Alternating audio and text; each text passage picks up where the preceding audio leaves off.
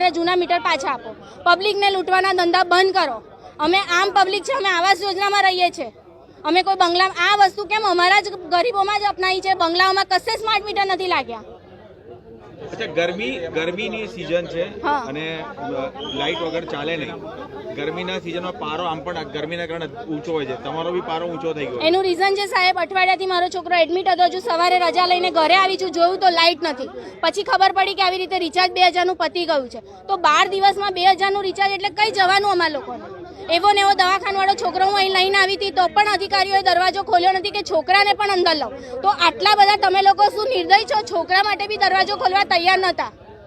એટલે આ મીટરો ખામીયુક્ત હોય એવું લાગે છે? ખામીયુક્ત નહીં, આ પબ્લિકને લૂંટવાના ધંધા છે। ટોટલી હું ચોખ્ખું કહું છું, પબ્લિકને લૂંટવાના ધંધા છે।